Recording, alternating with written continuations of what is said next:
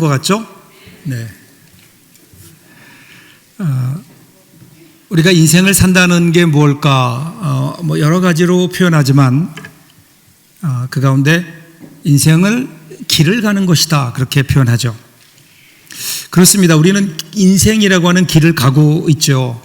근데 그 길은 아무도 가보지 않은 새로운 길입니다. 미지의 길입니다. 한 번도 가보지 않은 미지의 길을 가면서 우리는 거기에서 순간순간 선택을 해야 됩니다. 자, 어떤 길을 갈 것인가? 그리고 어떻게 그 길을 갈 것인지, 그리고 누구와 함께 그 길을 갈 것인지.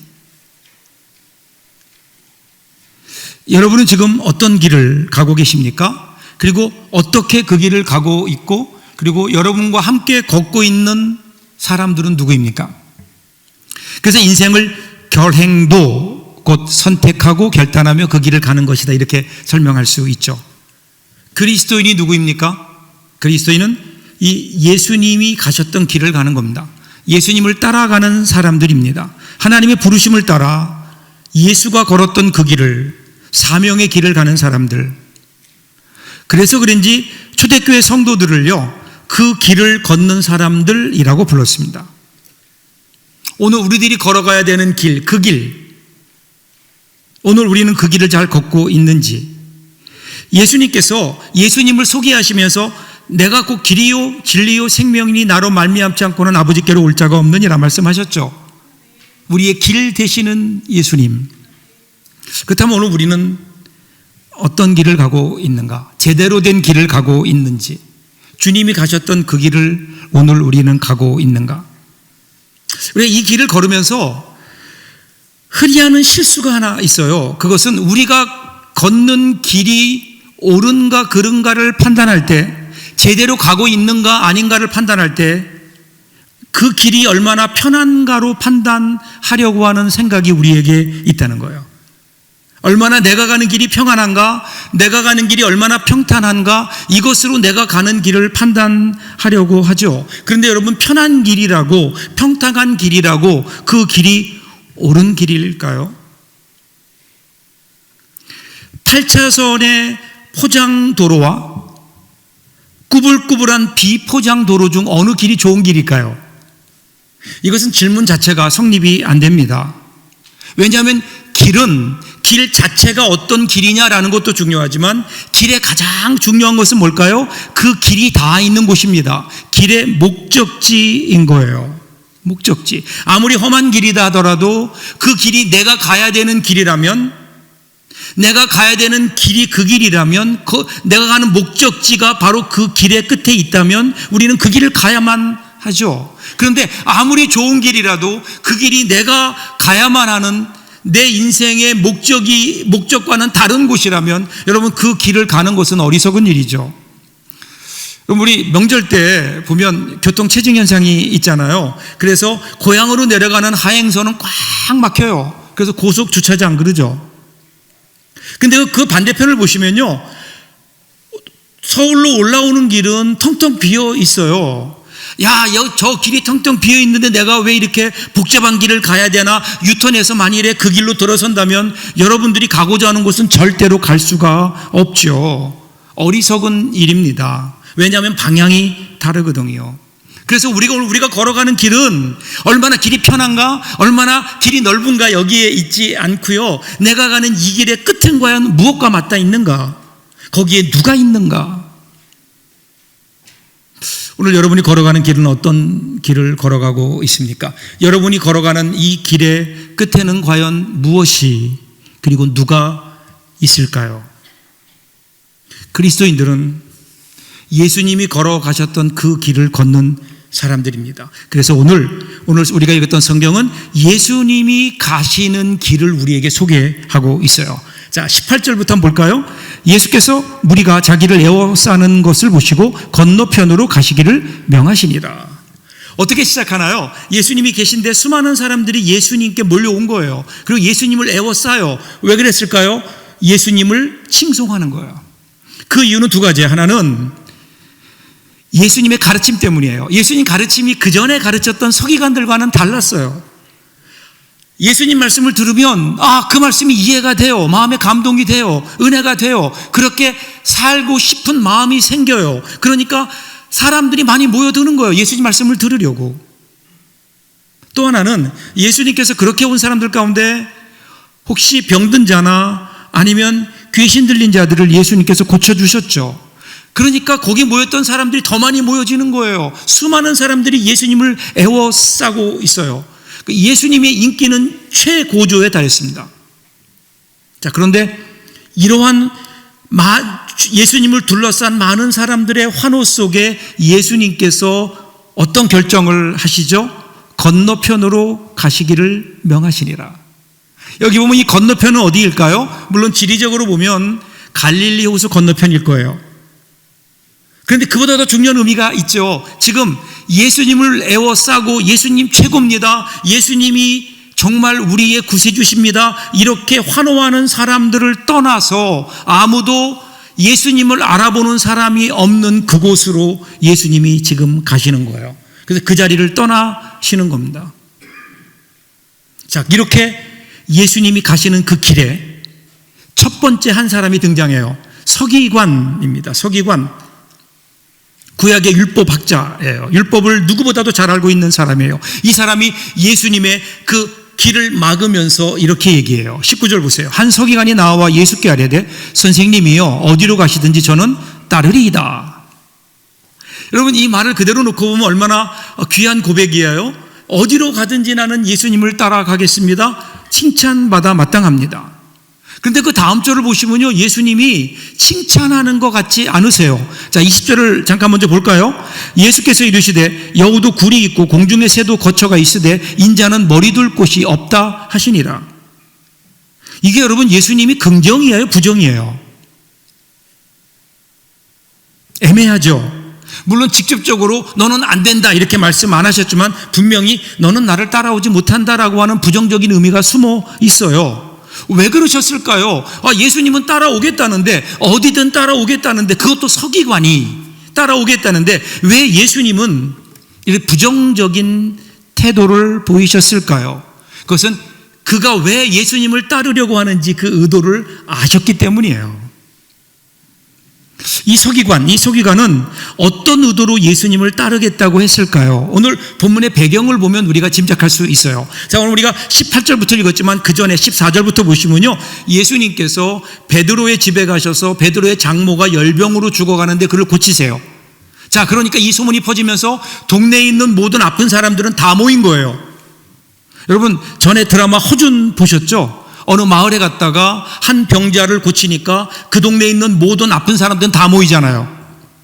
그 당시에 어떤 의료 시설이 없었던 그 시절에 누군가 병을 고쳤다 그랬더니 수많은 사람들이 병을 고치기에 예수님께 나온 거예요.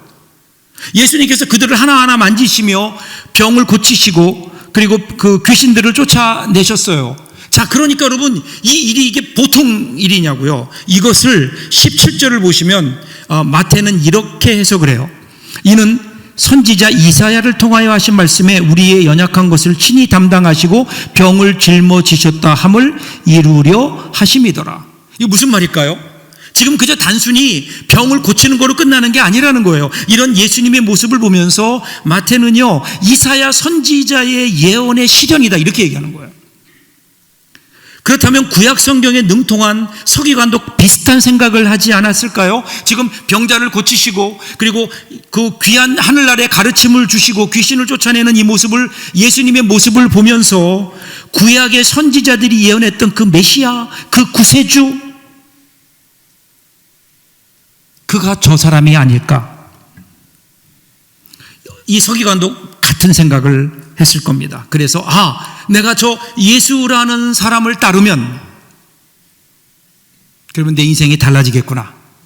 내 인생이 펼 수 있겠구나.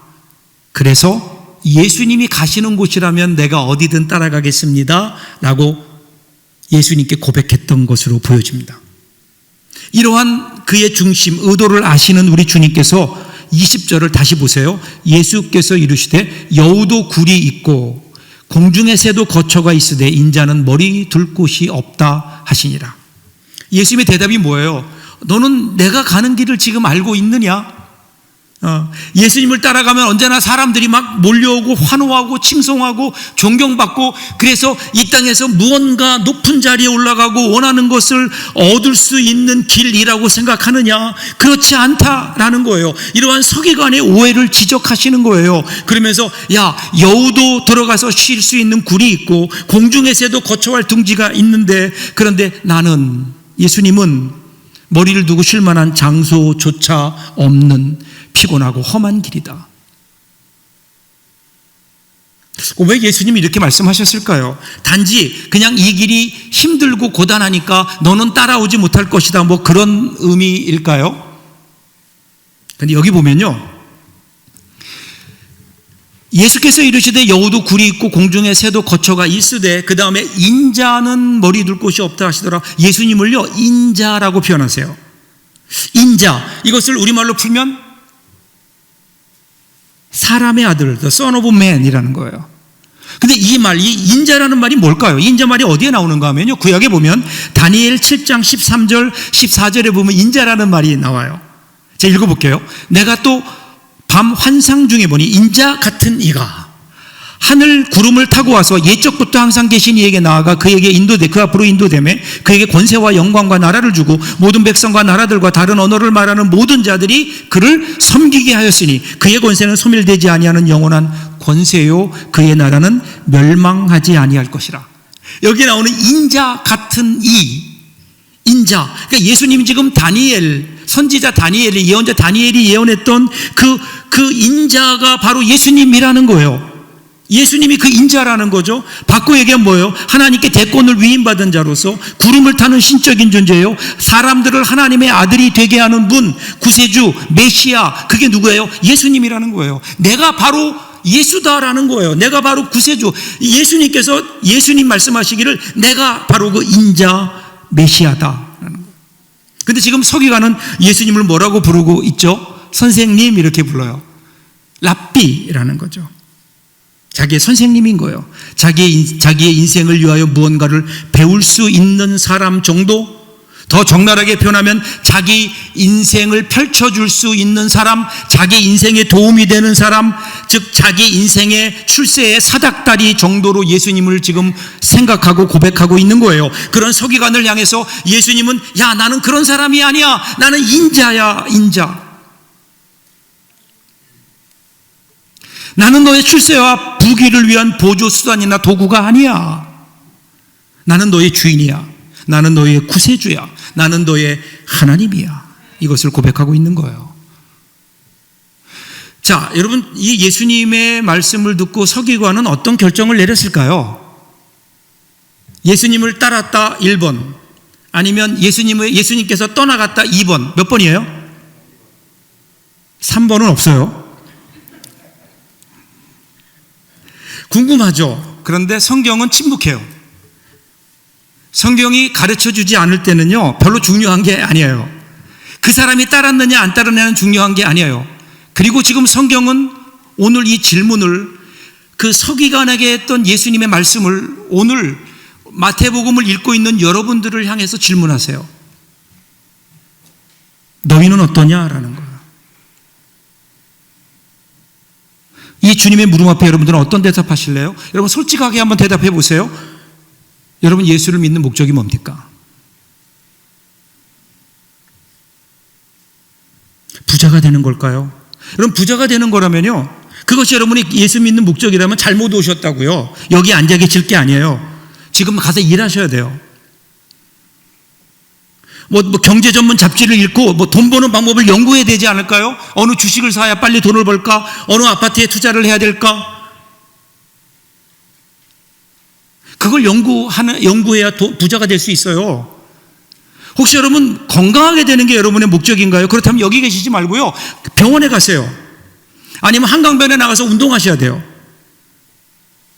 성경은 한 번도 우리에게 예수 믿는 목적을, 너희가 예수를 믿으면 너희에게 이 땅에서 물질의 풍요로움을 누리게 하겠고, 그리고 너희가 건강하게 병 없이 살게 하겠다고 한 번도 예수님은 약속해 주신 적이 없어요. 오히려 너희가 나를 따라오면, 나를 따른다는 그 이유 때문에 너희가 박해를 당하고 고난을 당하고 손해를 보고, 그리고 너희들이 힘들게 될 수도 있다라고 주님 말씀하시잖아요. 그런데 그것으로 끝나나요? 아니에요. 너희가 세상에서 환난을 당하나 담대하라, 내가 세상을 이기었노라. 이게 주님의 약속이라고요. 예수 믿는 것 때문에 우리가 때로는 고난을 당하고 희생하고 많은 것을 포기해야 될 때도 있지만, 그럼에도 불구하고 우리가 주님을 따라야 되는 이유는 어디 있어요? 우리 주님께서, 세상을 이기신 주님께서 우리와 함께 하시기 때문에. 여러분, 주님께서 우리와 함께 하신다는 이것보다 더 큰 복이 어디에 있을까요? 언제 주님이 우리와 함께 하십니까? 우리가 주님의 길을 걸을 때예요. 주님의 길을 걸을 때.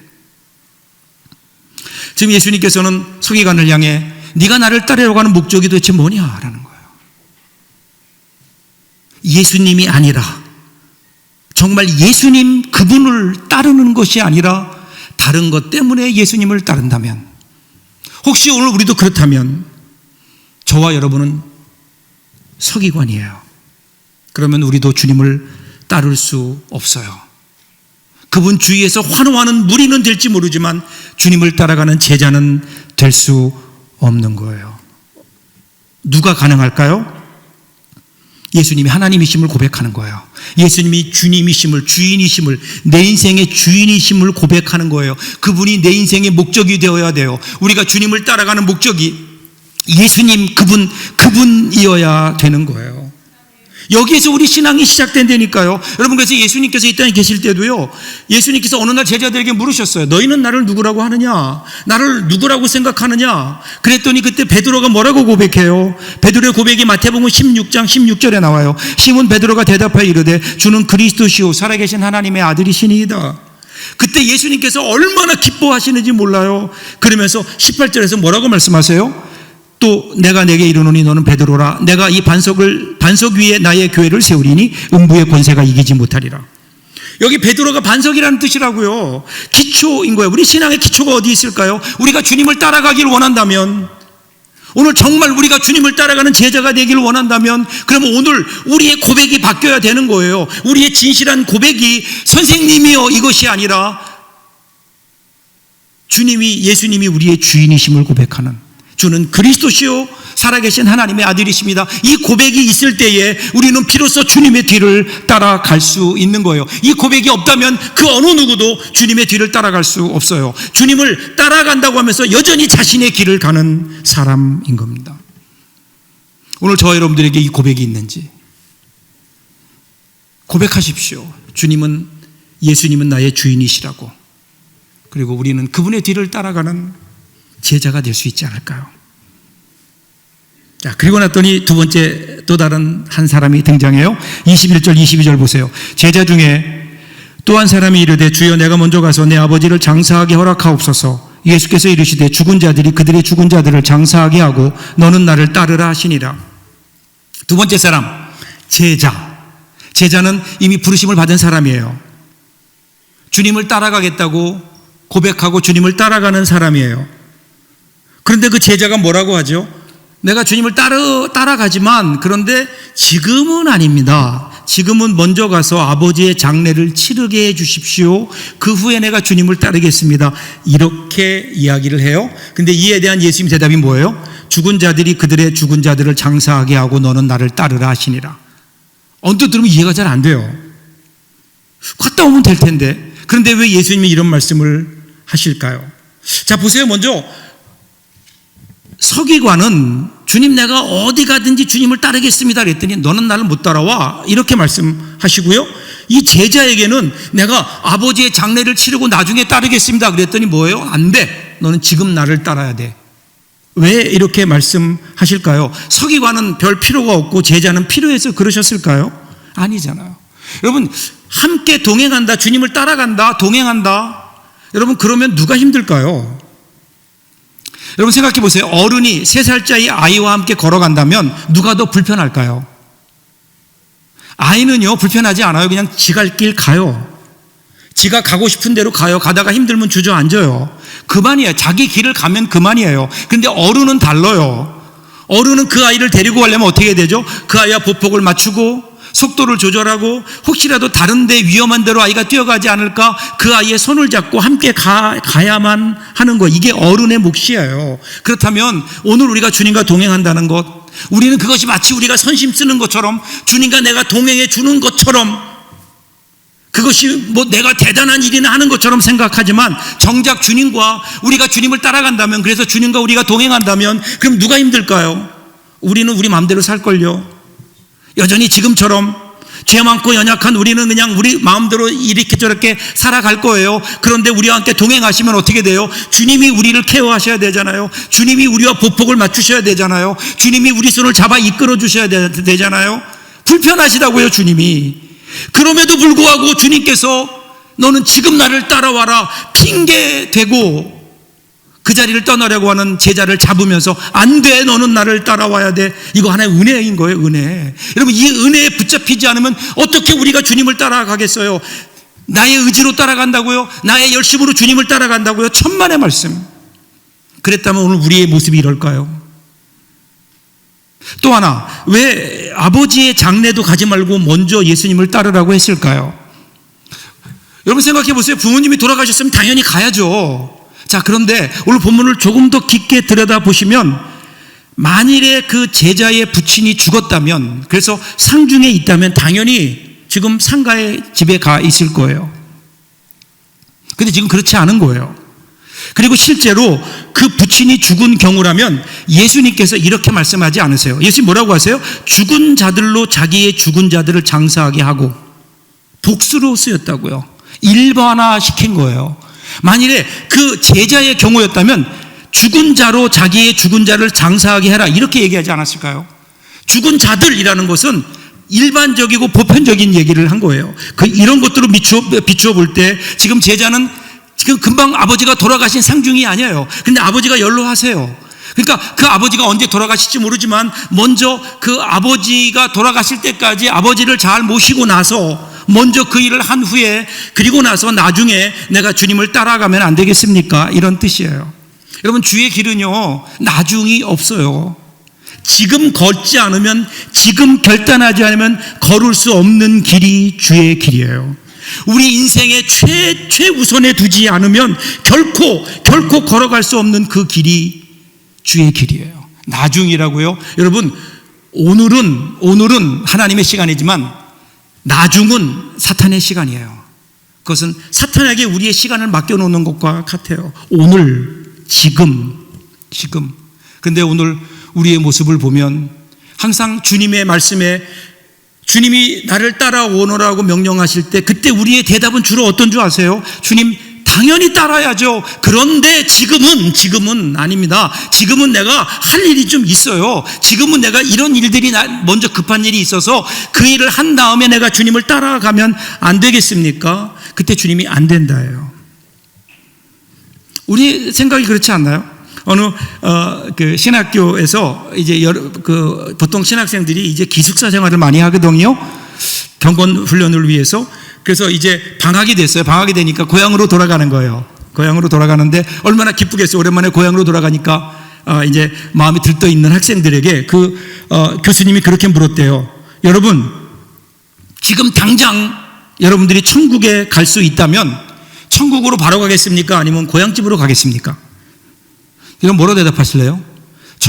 우리가 천국 가는 거 원하잖아요. 근데 지금 바로 가겠느냐, 아니면 고향집을 가겠느냐? 그랬더니 한참을 생각하던 학생이 손을 들고 이렇게 대답하더래요. 천국에 가기 전에 집에 들렀다가 가겠습니다. 이게 우리의 솔직한 마음이에요. 예수님께서는 한 사람이 두 주인을 섬길 수 없다, 하나님과 세상을 동시에 섬길 수 없다 말씀하시는데, 근데 우리는 여전히 그 일을 하려고 해요. 이 말씀은 우리에게 동일하게 적용되지 않을까요? 오늘 우리에게 가장 중요한 게 뭘까요?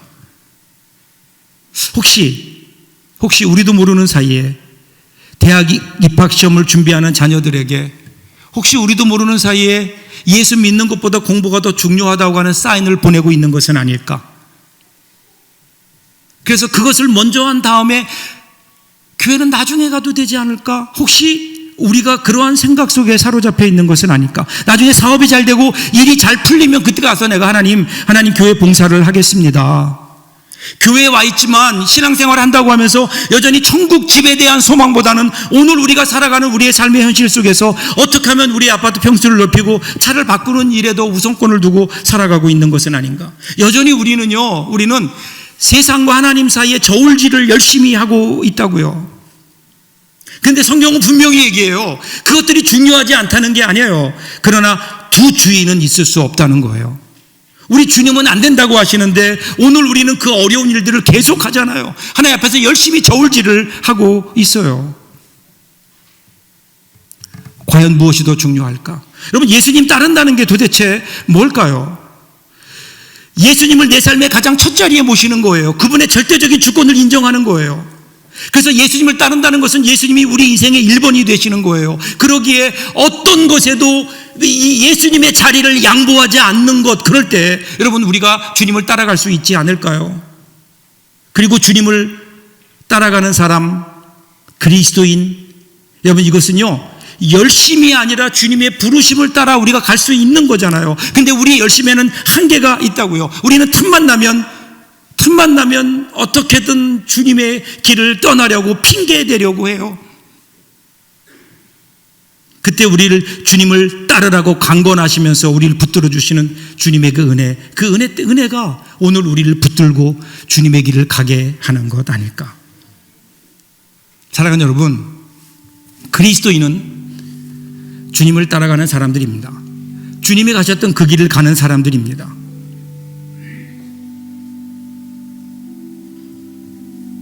여러분이 걸어가는 그 길의 끝에, 왜 우리가 그 길을 걸어야 되나요? 그 길의 끝에 우리 주님이 기다리고 계세요.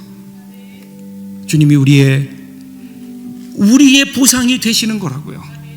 주님이 우리의 보상이 되세요. 그래서 예수님을 따라갈 때 우리는 하나님의 자녀가 되고 거룩한 생명, 영원한 생명에 참여하는 자가 되는 거예요. 여러분, 이것이 우리의 보상이 아닐까요? 그리고 이 길의 끝에서, 우리가 걸어가는 이 길의 끝에서 두 팔 벌려 우리를 기다리시며 우리가 오기를 기다리시는, 우리가 그 길에 도달했을 때 우리를 품에 안아주시며 오늘하고 수고했다고, 내가 걸었던 이 길을 걸으며 오늘하고 수고했다고 우리를 안아주실 그 주님이 우리가 걸어가는 이 길의 끝에 서 계시기 때문에, 아니 여러분, 끝에만 서 계시는 것 아니에요. 오늘 우리와 함께 하시며 우리를 격려하시고 그리고 우리를 응원하시고 우리와 함께 걸으며 우리의 길을 인도하시고 보호하시는 그 생생한 주님의 은혜가 이 길을 걸을 때 우리에게 체험될 수 있다고요. 만일에 오늘 우리와 함께 하시는 하나님을 우리가 경험하지 못한다면 그 이유는 단 하나, 우리가 이 길을 걷는 것을 포기했기 때문이 아닐까요? 이런저런 핑계대며 이 길을 걷지 않기에 함께 하시는 하나님의 그 놀라운 은혜를 경험하고 있지 못하는 것은 아닐까? 오늘 여러분, 이 길을 걷는 첫 발걸음을 한번 내어보면 어떨까요? 아니, 지금까지 우리가 이 길을 걷다가 피곤해서 쉬고 있다면 다시 한번 이 길에 여러분의 발을 들여 놓아 보세요. 너희는 먼저 그 나라와 그의 의를 구하라. 그러면 이 모든 것을 너에게 더하시겠다고 하는 하나님의 놀라운 축복이 있다고요.